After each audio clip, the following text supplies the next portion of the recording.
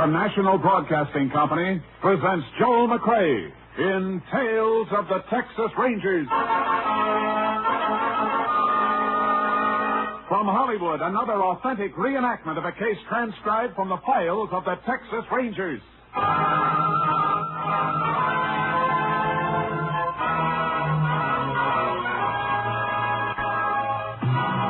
Tales of the Texas Rangers, starring Joel McCrea as Ranger Jace Pearson. Texas, more than 260,000 square miles, and 50 men who make up the most famous and oldest law enforcement body in North America.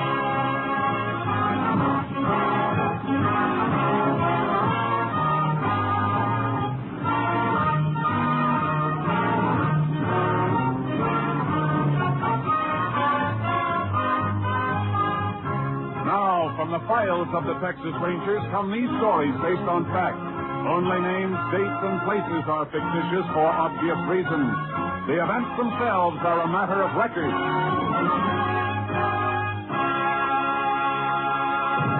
Case for tonight, open and shut.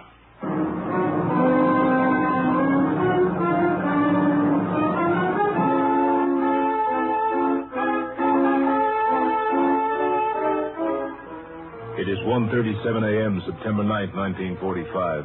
John Meston, a wealthy rancher, is awakened by the sound of a speeding car screeching to a stop on the driveway outside his house. Seconds later, he jumps out of bed and reaches for a robe as the downstairs door opens. His daughter, Connie, comes up the stairs screaming hysterically. Connie, baby. What is it? What's the matter? Oh, Daddy, Bob. He's dead. Bob, dead? What happened to him? Connie, get hold of yourself. What happened? I'm frightened, Daddy. I'm frightened. There was a man with a bandana over his face. Where, Connie? Where? The old cattle road leads to the ranch. We were parked there. Here, sit down. Sit down while I call the sheriff. You better have a doctor. Get something for your nerves. He tried to hold himself. Quiet. Bob had his gun in the car. They fought over it. Operator, get me Sheriff Sykes. I want to report a murder.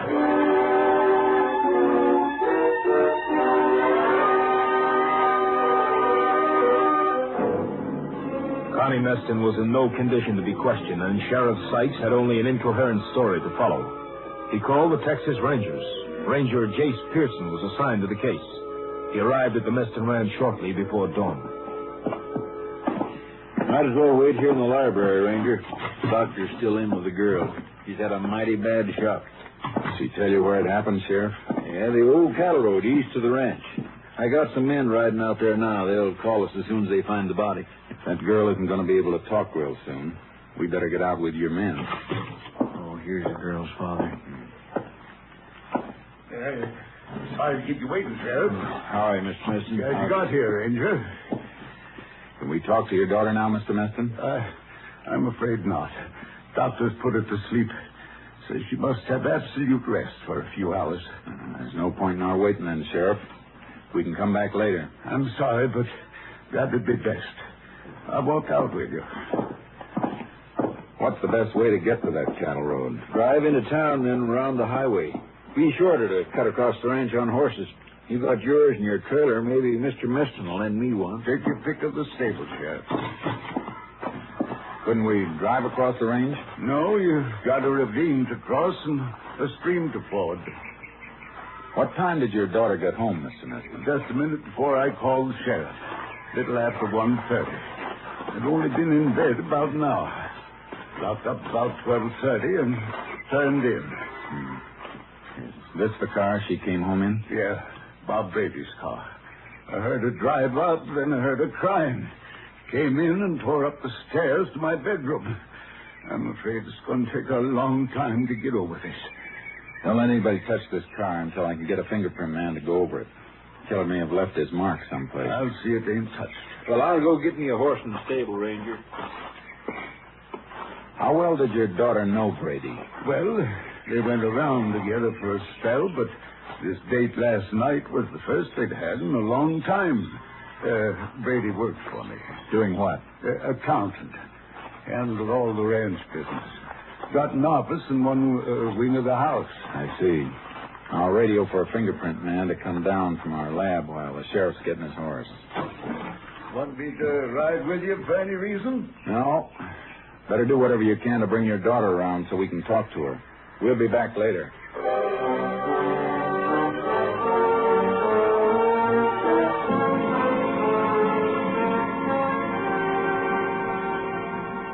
I made my radio call, and then Sheriff Sykes and I cut across the ranch to the old road. The riders had just found Bob Brady's body. Nothing had been touched. The riders waited while the sheriff and I went over the ground. Standing right beside the car when he was killed. The car tracks are heaviest here where it was parked. Yeah. Brady and the girl have been walking around, though. The prints go over that way and then turn around and come back here to the body. There's a third set of prints mixed in with theirs. Yeah, must be the killers. Yeah. Came up the road here and stopped beside the car and walked on again. Heavy powder burns on Brady's coat. He was shot from close up. I only saw the girl for a minute. Couldn't make much out of what she was saying, but I think Brady was killed with his own gun. How come? Carried an automatic in the glove compartment of his car. He toted quite a bit of the ranch's cash on him sometimes. It's funny the killer didn't use his own gun, unless he didn't have one. Well, the girl said Brady tried to get his gun from the car. The fellow took the gun away from Brady and killed him. So I guess he couldn't have had a gun of his own. It doesn't make sense. He was taking a mighty big chance, staging a holdup if he wasn't armed. Although I guess it was robbery, all right. Brady doesn't seem to have a cent on him. No wallet, no wristwatch, nothing. Yeah, no doubt about the motive. Well, I guess I better have the body moved into town. Deputy can notify Brady's mother. Yeah. And better order an autopsy report. Isn't going to tell us anything we don't know, though. Keep a couple of your riders here. Sure thing, but what do you want them to do? Beat the brush and look for Brady's gun. And while they're looking, we can follow this extra set of tracks and see where they lead.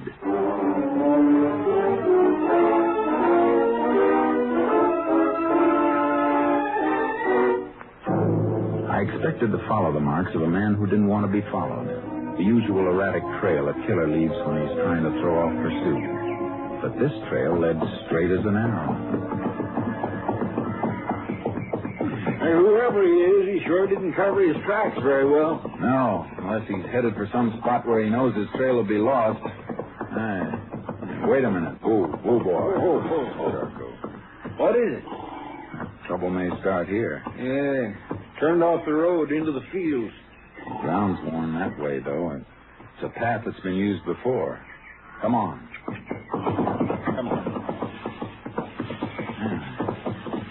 The grass has been trampled from regular use. Anybody live out here you know of? Nope. Yeah, an old shack about 1.5 miles across. Used to be a lime house.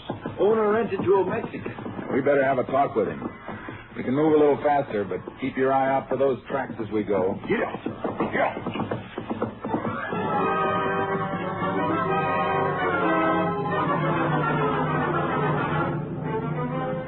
We reached the shack, and the earth around it were the boot prints of a man. They matched the ones we'd been following.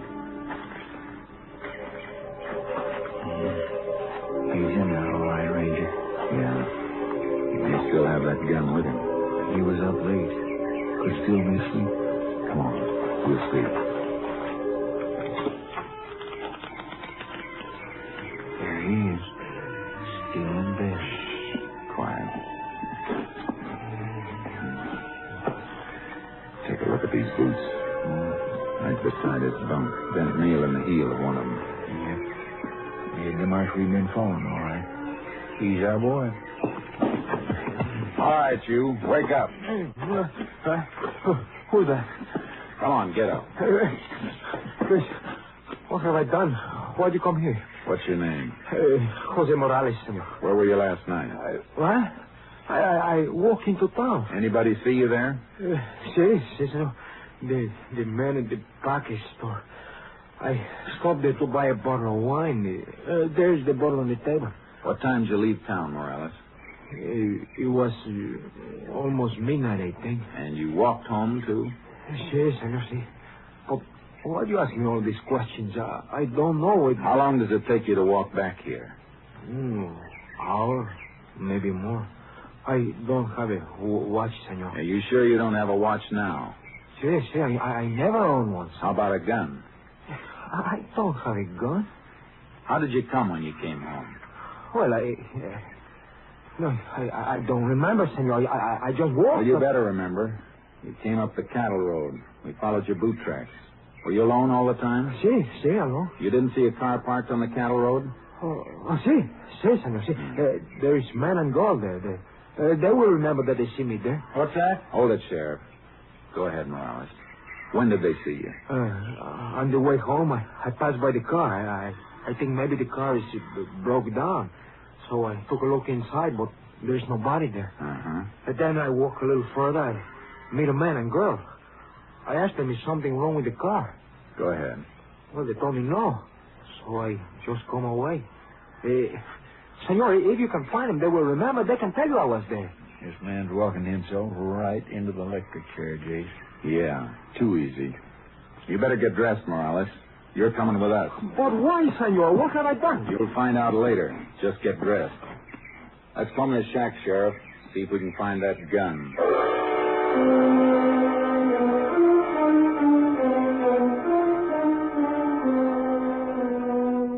We didn't find the gun or anything else that might have been taken from Brady. And the sheriff's riders drew a blank, too. But we had enough to hold Morales at the jail. We locked him up and went back to the Meston Ranch. Before you speak to my daughter, gentlemen, I want to ask you to kind of take it easy. In here. Connie, it's Sheriff Sykes and the Ranger. Howdy. Miss Connie? Hello. Miss Meston, would you mind telling us just what happened last night? Well, Bob called me, Bob Brady. He wanted to see me. We hadn't seen each other for some time. I thought he worked here at the ranch. Well, he did. I meant we hadn't been out together for a long time. I'm sorry. Go ahead. Well, he picked me up here, and we drove. Then we parked up the cattle road. Lots of young folks parked there on and off, Ranger. It's sort of a lover's lane. We'd been there quite a while talking.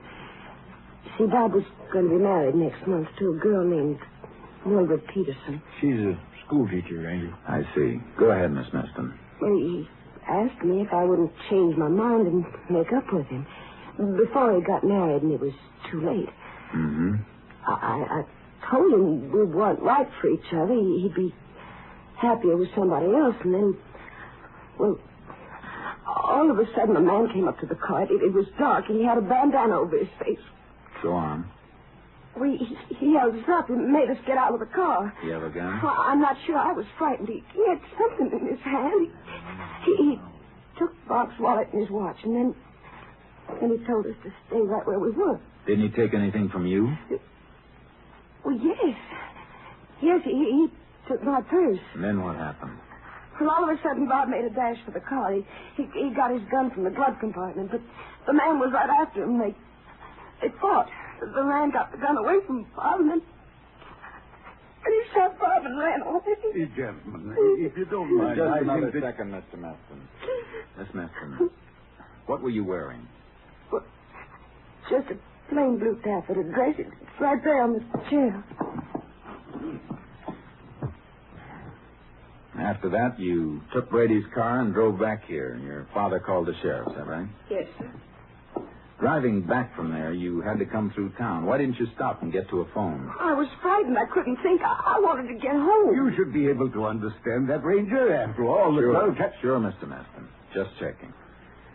You said you were in bed and heard your daughter drive up, is that right? Yes, I told you before. I locked up and turned in about 12:30.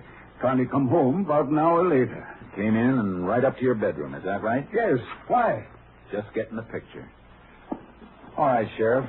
We can go now. Right. Oh, we can find our own way out, Mr. Meston. Miss Connie can come into town and dictate her statement in a day or so. Thank you, Sheriff. Well, Ranger, this looks like a quick one to me. Case against the Mexican Morales is open and shut. I don't know, Sheriff. Somebody's lying. Meston said he locked up and went to bed. His daughter came in and went tearing up to his bedroom. Well, what's wrong with that? How'd she get into the house if Morales took her purse? Her keys would be in it. Well, she might have had her key in the pocket of her dress. Might have, except for one thing. That dress has no pockets.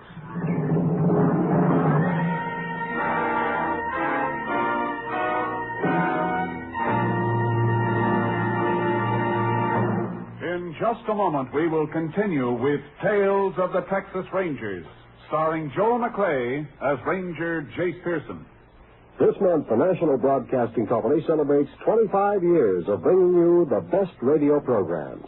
7 days a week, you can depend upon NBC for music, drama, comedy, entertainment of every kind, as well as the latest up-to-the-minute news from every corner of the world. When you tune where you hear the familiar NBC chimes, you know you're tuned for the finest in radio listening. We continue now with Tales of the Texas Rangers, and tonight's case, Open and Shut, an authentic story from the files of the Texas Rangers.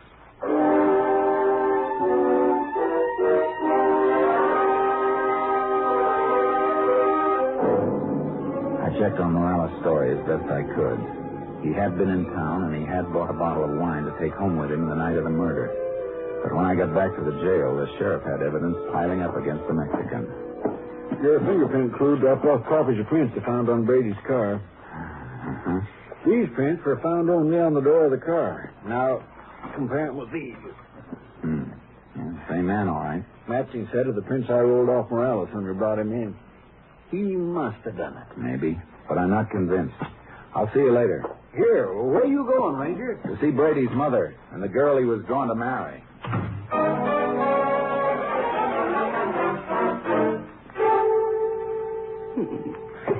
The only boy had legs. 2 brothers were killed in the war. Please, Mother Brady, we've got to help the Rangers. Oh, I'm sorry, Ranger. It's all right, ma'am. How long had it been since your son had been out with Connie Meston before last night? 6 months. I thought it was all over. I thought she'd leave him alone when she knew him and Mildred was going to be married. Did he brood about her much during the time he wasn't seeing her? No. He knew it was best. She was spoiled. She never really wanted it. Except when she found out she couldn't have him. Miss Peterson, you and Brady ever quarrel about Connie Meston? Oh, no. He was over it. He knew what she was. She's a cruel, heartless little cheat. She made his life miserable. Have you got any idea why he called her and asked her to see him that night? Well, Ranger, he didn't call her. She called him. You're sure of that? I heard him answer the phone. He didn't want to go, but she must have been insisting, because after a while he said, all right, he'd meet us just once. For the last time. Thanks. Ranger, is it true what we heard? You've got the killer in jail? I wouldn't count on that. Yet.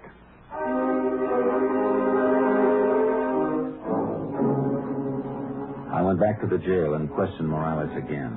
He was frightened, but his story never moved an inch from what he told us the first time. Then I saw the sheriff. I spoke to District Attorney Jace. He thinks we got enough to take the grand jury for an indictment. Give me one of the mug shots you took of Morales when you brought him in. Sure. Here's the picture. Thanks. I want Connie Meston to look at it and see if she can identify Morales. For she said the man who stuck him up had a bandana over his face. She said a lot of things, Sheriff. Brady struggled with the man who killed him. Morales carried a bottle of wine from town to his shack. We checked that. If he had a struggle with anyone, how come he didn't drop the bottle and break it? Yeah, seems like it would have broke, don't it? You got a bandana here? Yeah, the one we took from Morales. Why? No, not that one. I want one with a different color and pattern. Maybe one in my deputy's locker. Get it. I want to see how many lies Connie Meston can tell.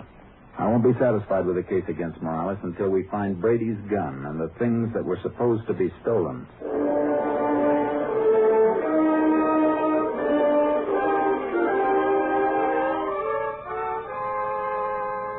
I went back to the Meston Ranch the next morning.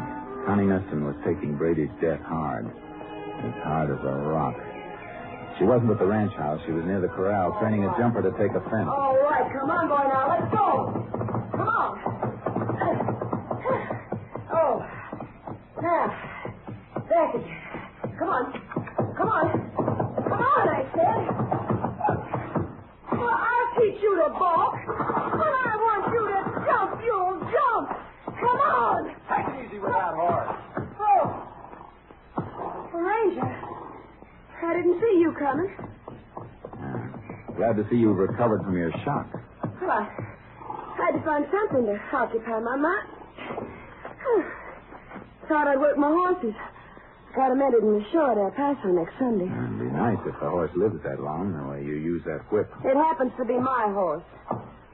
Now, what do you want, anyway? A little information. We may have the man who killed Brady. Oh, yeah, I heard. The Mexican Morales? News gets around. Here's a picture of him. Is he the man? Well, he could be. He looks like the one. What do you recognize? That scar on his chin? Yeah. Well, no. I mean, no. His face was covered. Yeah, I almost forgot about that. Is this the bandana you saw? Well, it was dark, but it was just like that one. Uh-huh. Well, thanks. That all you want to know, Ranger? Yeah, that's all. For now.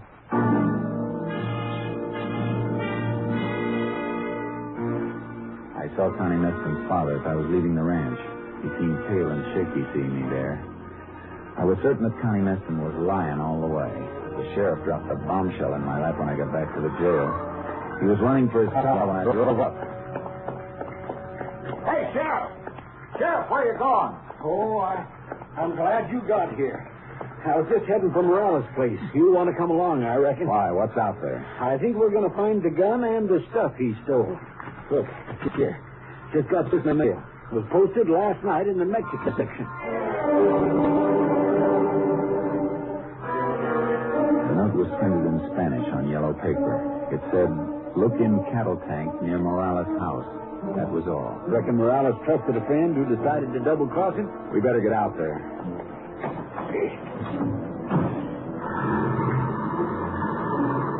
Well, there's no doubt about this case now, Ranger. We find that gun, and Morales is headed for the electric chair for sure.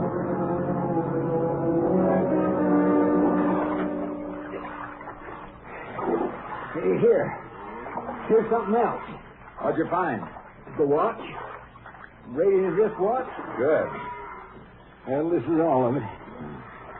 Come on, let's get out of this water. Sure.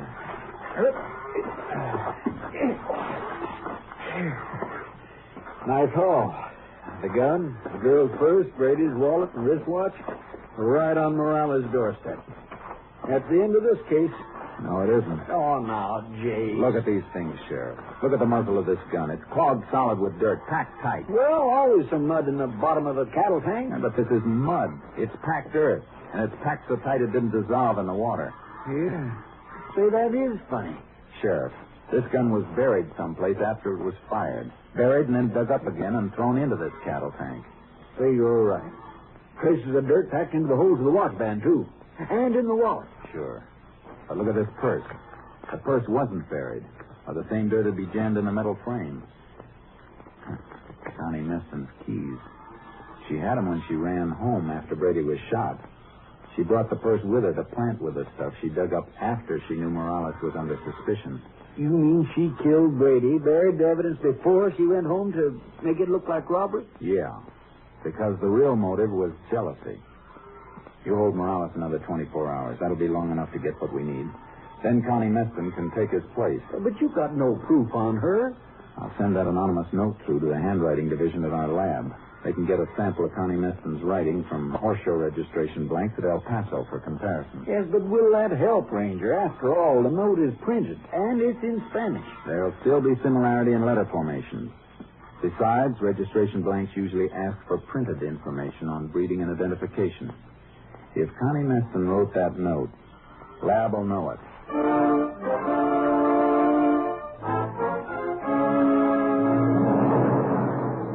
It's checked. Connie Meston's printing on registration blanks for the horse show matched the printing on the anonymous note. It was almost enough, but I wanted one more thing. A trace of dirt on something she owned. A trace that would match the dirt that had been packed in the muzzle of Brady's gun when it was buried.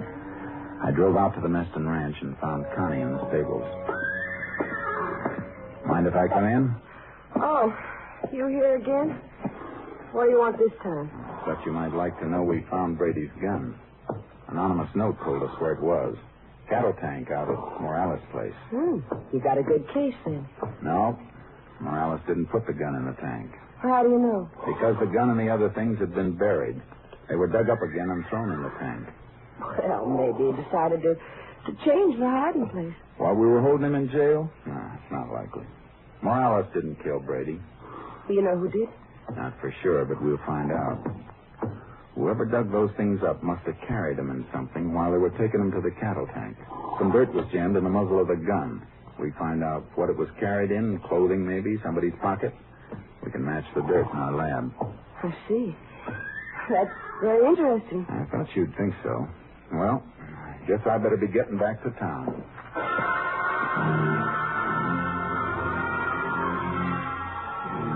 I drove away from the ranch and parked behind some trees that gave me a view of the stable. A minute after I left her, Connie Meston came out, riding like the wind. I unloaded charcoal from the trailer and followed her, always keeping cover between us. She didn't seem to be carrying anything to dispose of, but all of a sudden she came to a stop by a stream. She took the saddlebags and started to shake them out over the water. Oh, boy. All right, Charcoal, let's go. Get up, boy. Go. Stay right where you are, Miss Meston. What are you doing, guys? What's the matter with you? I'll take those saddlebags. Sure. Any log and empty them into a stream? None that I know of. Well, take them then, Ranger, because they're empty. Not as empty as you wish they were. And a few grains of dirt stuck in the seam. That's all we're going to need. Well, you can't make anything out of that. Oh, I got a few other things. That anonymous note in Spanish matched the registration blanks you sent into El Paso. I don't think you'll be showing your horses Sunday. Why, you... Give me that whip. You won't be using this again either. Now, get on your horse and ride for the house.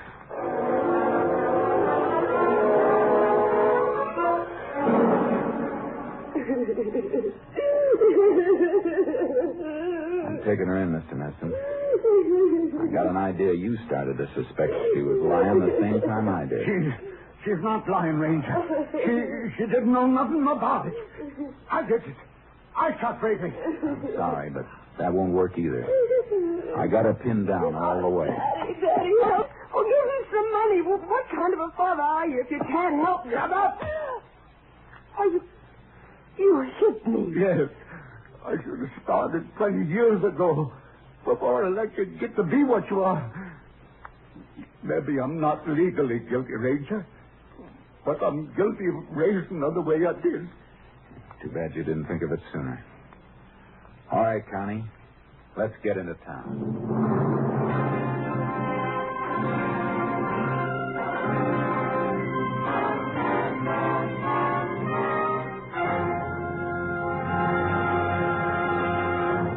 Connie Meston's trial was spotted with hysterics that failed to convince the court, although she maintained she was innocent in the face of overwhelming evidence against her. Then, as the trial neared a close, she changed her plea to guilty, and in an effort to avoid a death sentence, she confessed. She was sentenced to the women's prison at Huntsville for 50 years. Next week, Joel McCrea in another authentic reenactment of a case from the files of the Texas Rangers.